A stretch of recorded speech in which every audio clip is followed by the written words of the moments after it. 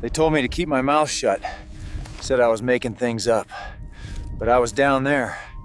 I saw what's underneath. Satellites picked up a mass nearly 300 miles across, buried under the ice sheet.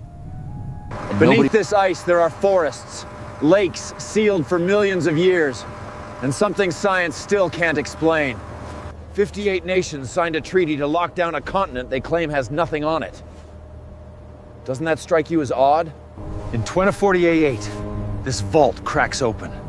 And what's locked inside is going to change everything you think you know. There is a place on Earth where no government holds sovereignty, but all the most powerful governments on the planet agree to prohibit its exploration. A place where military forces are banned, nuclear weapons are forbidden, and civilians need special authorizations to set foot in certain areas. A place where satellites detect impossible objects buried under kilometers of ice, where lakes sealed for 15 million years harbor life forms that have never seen sunlight, and where scientists found the remains of a tropical forest just 900 kilometers from the South Pole. That place is Antarctica, and what we are about to reveal is not science fiction. These are documented facts, published in respected scientific journals, recorded in declassified military archives, and confirmed by NASA satellite imagery. The difference between what you know and what actually happens on that frozen continent is an abyss. And with each layer we peel back, the question becomes more uncomfortable. Why so much effort to keep 7 billion people away from a supposedly empty place? Brace yourself, because the answer is not simple, and it may not be comfortable. Let's start with the basics, with what everyone accepts without questioning. In 1959, 12 nations signed the Antarctic Treaty in Washington. The document seems noble at first glance. It states that Antarctica shall be used exclusively for peaceful purposes. It prohibits military operations, weapons testing, and nuclear explosions. It bans mineral exploration and freezes all territorial claims. Today, 58 countries are signatories. The entire continent, everything below the 60th parallel south, is administered by an international system without precedent in human history. But here comes the first detail that nobody mentions in school textbooks. Why does this treaty exist? The official version says it was the result of scientific cooperation during the International Geophysical Year of 1957. Scientists from 12 nations worked together, enjoyed the experience, and decided to formalize the peace. A nice story. Now, let's look at what happened in the years leading up to that treaty, because the sequence of events tells a completely different story. In August of 1946, Admiral Chester Nimitz, Chief of Naval Operations of the United States, announced the largest military expedition ever sent to Antarctica. Named Operation High Jump, the mission mobilized 4,700 men, 13 ships, including an aircraft carrier and 2 seaplane tenders, plus 33 aircraft. Command was given to Rear Admiral Richard Cruzen, but the man who organized everything was the legendary Richard Byrd, a veteran of 4 polar expeditions. And this is where the official narrative begins to show cracks. The mission was supposedly scientific and for training purposes, testing equipment under extreme conditions, training naval personnel for operations in glacial environments, establishing Little America 4 base on the Ross Ice Shelf. Perfectly reasonable objectives, but why send an aircraft carrier for a scientific mission? Why 33 aircraft? Why nearly 5,000 armed men to an uninhabited continent? History records that the expedition was abruptly terminated in February of 1947, months ahead of schedule. The official explanation was the early onset of the Antarctic winter. 3 men died when a Martin PBM Mariner aircraft crashed during a snowstorm. A 4th man, Seaman Vance Woodall, died in an accident during equipment offloading on the Ross Shelf. the aircraft completed 28 photographic flights, capturing more than 70,000 aerial photographs of 1.5 million square kilometers of territory. And do you know what happened next? In 1948, Argentina sent a fleet of 8 warships to Antarctica. In 1952, Argentine military personnel fired warning shots at a group of British personnel at Hope Bay. The United Kingdom responded by sending a warship with Royal Marines. Chile, Argentina, and the United Kingdom had to sign a tripartite naval declaration promising not to send warships south of the 60th parallel. And a year later, Argentina reopened a military shelter on Deception Island, permanently stationing Navy personnel there. Are you following the timeline? A superpower sends the largest military force ever seen to the frozen continent. The mission ends abruptly. Shortly after, nations begin confronting each other militarily in the region. And the solution? A treaty that bans all armed forces, prohibits nuclear weapons, freezes territorial claims, and in practice, closes the continent to anyone who doesn't have explicit permission. The question nobody asks is, what did they find that made them agree so quickly to lock everything up? Now let's dive deeper, literally. In 1959, during a Soviet expedition, the Russian geographer Andrei Kapitsa took seismic measurements in East Antarctica. The data revealed something that shouldn't exist. Under nearly 4 kilometers of solid ice, the seismic waves behaved as if there were a massive body of liquid water. Kapitsa suspected a subglacial lake, but at the time, the idea seemed so absurd that it took decades to be taken seriously. In 1993, British researchers using laser altimetry from the ERS-1 satellite definitively confirmed the existence of what we now call Lake Vostok. 250 kilometers long, 50 kilometers wide, up to 800 meters deep in certain spots, a lake the size of Lake Ontario in Canada, completely sealed beneath the thickest ice sheet on the planet. And here comes the most disturbing part. Scientists estimate that this lake has been isolated from Earth's atmosphere for at least 15 million years. Some researchers, such as those from Ohio State University, argue it could be much older, perhaps 30 million years. The water is at -3 degrees Celsius, but it doesn't freeze because the crushing pressure of the ice above lowers the freezing point. No sunlight has ever touched those waters. No breath of outside air has penetrated that environment since before human ancestors walked the earth. And yet, there is life down there. In 2012, Russian scientists finally drilled nearly 4 kilometers of ice to reach the lake.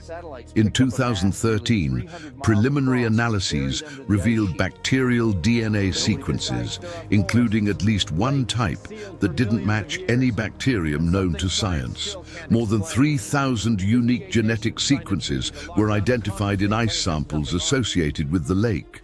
Nearly half of that genetic material was identifiable. About 94% was bacterial. But the researchers also found evidence of more complex organisms, such as fungi and small crustaceans. Organisms that evolved completely isolated from the rest of the biosphere for millions of years. Life forms that never knew the sun exists. Beings that developed metabolisms based on chemical energy, without photosynthesis, without oxygen, without anything we consider essential for life. And do you know what NASA scientists said about this? That the conditions of Lake Vostok resemble those that may exist beneath the ice caps of Europa, Jupiter's moon, and Enceladus, Saturn's moon. That studying Vostok is like exploring another planet without leaving Earth. Researcher Robin Bell from Columbia University's Lamont Doherty Observatory said a phrase that should have caused more alarm than it did. That exploring the lake is like exploring another planet, except that this planet is ours. But stop and think. If there is a completely alien ecosystem beneath the Antarctic ice, isolated for longer than the human species has existed, why isn't access to these regions made easier for science? Why are the drillings so controlled, so limited, so surrounded by international bureaucracy? The official answer is contamination. The Russians used kerosene in the drilling, which drew fierce criticism from the scientific community. The concern is that contaminated tools could introduce external organisms into the lake, and that concern is legitimate. But the question is, since 2012, more than a decade has passed, and Lake Vostok remains essentially unexplored. Why? And here comes the craziest part. Lake Vostok is not alone. There are more than 400 known subglacial lakes beneath the Antarctic ice. 400. Some scientists from the London Centre for Polar Observation propose that many of these lakes are interconnected by a network of subglacial rivers. Imagine that.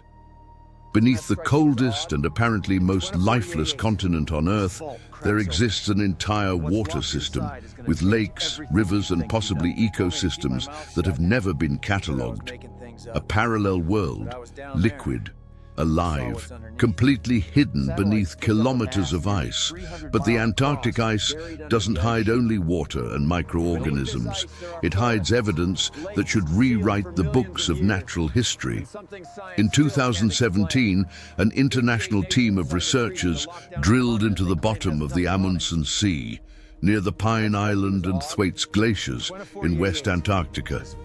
When they pulled out the sediment core, the deepest layer, corresponding to the Cretaceous period, had a completely different color from the rest. Geologist Johann Klages from the Alfred Wegener Institute in Germany said that it immediately caught the team's attention. When they performed a CT scan on that sediment, they found something nobody expected, a dense network of fossil roots, so well preserved that it was possible to distinguish individual cellular structures, pollen, spores, and the first traces of flowering plants ever found at these extreme Antarctic latitudes.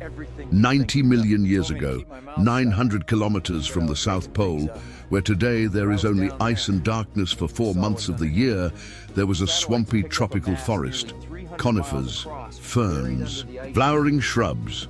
The average annual temperature was 12 degrees Celsius, similar to the current average temperature in Germany.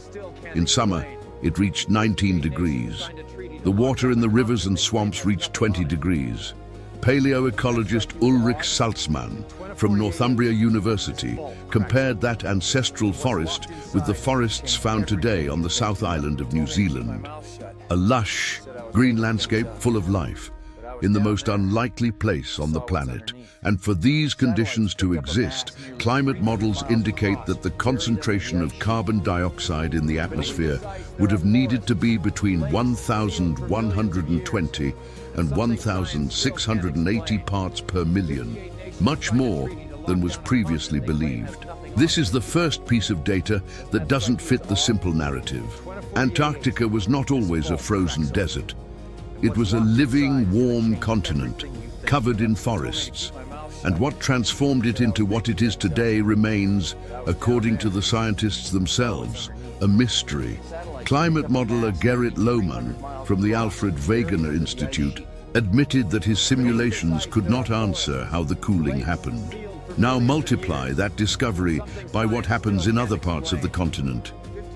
At Taylor Glacier, in the McMurdo Dry Valleys, there is a phenomenon that seems straight out of a horror movie. A cascade of blood-red water flows down the face of the glacier. Australian geologist Griffith Taylor discovered this in 1911 during the infamous Terra Nova expedition. Initially, scientists attributed the red color to algae. They were wrong. Beneath Taylor Glacier, sealed for at least 1.5 million years, there is a saline subglacial lake. The water is at -5 degrees Celsius, but it is so salty that it doesn't freeze. It is rich in iron. When this brine escapes through cracks in the ice and encounters atmospheric oxygen, the iron oxidizes instantly, creating the blood-red cascade that became known as blood falls. But the true wonder is not the color. It's what lives inside that water. Microbiologist Jill McCookie from the University of Tennessee spent years studying blood falls. She discovered at least 17 different types of microorganisms living in that environment without oxygen and without sunlight. These microbes developed a completely alien metabolism. They use sulfate to breathe with ferric ions and metabolize traces of organic matter trapped with them, a metabolic process that had never been observed anywhere else in nature. In 2023, researcher Ken Livy from Johns Hopkins University finally unraveled the century-old mystery of the red color. Using high-resolution transmission electron microscopes, he found something that all previous analyses had missed: amorphous iron nanospheres, particles so tiny that they went unnoticed for more than a century of investigation. These nanospheres are not minerals in the conventional sense. They are structures formed in a chemical environment shaped by ancestral microbes living in total darkness, extreme cold, and almost no oxygen. Livy said a phrase that echoes that there are microorganisms potentially living for millions of years beneath the saline waters of the Antarctic glacier, and that these are ancestral waters. Ancestral waters, life forms that existed before us, metabolisms that science didn't know about, ecosystems that operate outside any conditions we consider necessary for life, and all of this beneath a continent that we're told is an empty desert. And here comes the scariest part. In 2006, a team led by geophysicist Ralph von Fries from Ohio State University analyzed data from NASA's GRACE satellites. These satellites measure gravitational variations with extraordinary precision. What they found beneath the Wilkes Land region of East Antarctica defies any conventional explanation. A mass concentration 480 kilometers in diameter.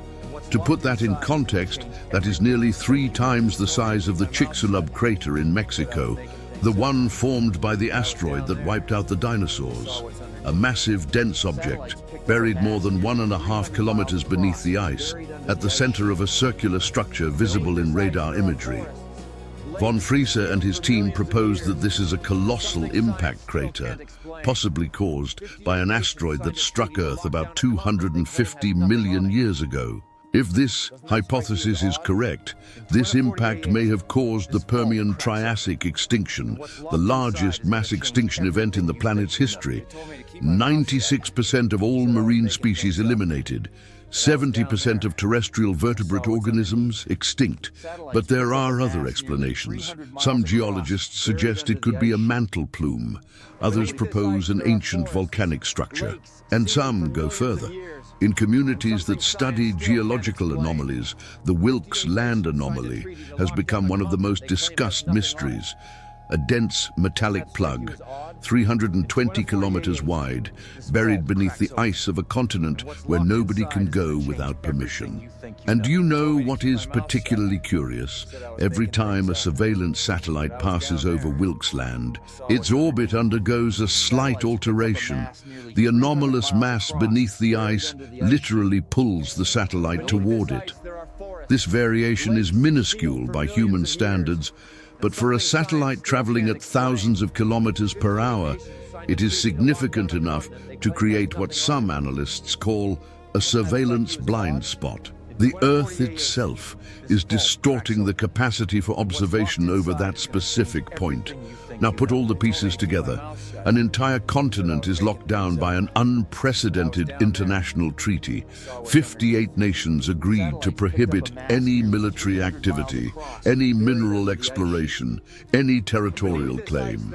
72 zones are classified as specially protected areas.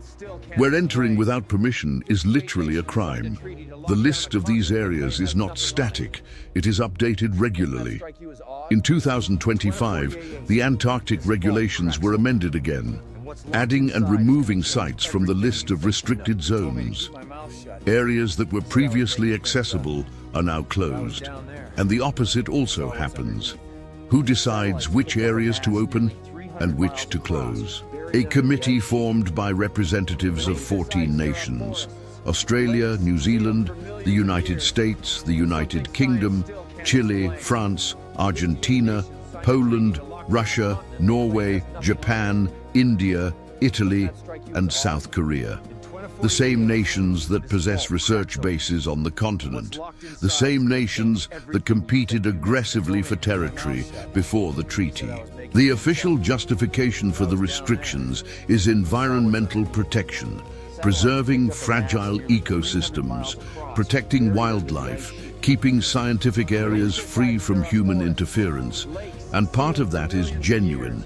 Antarctica harbors unique environments that deserve protection. But the haunting question is, why does the same protective structure that cares for penguin colonies also govern access to a gravitational anomaly nearly 500 kilometers in diameter? Think about the South Pole.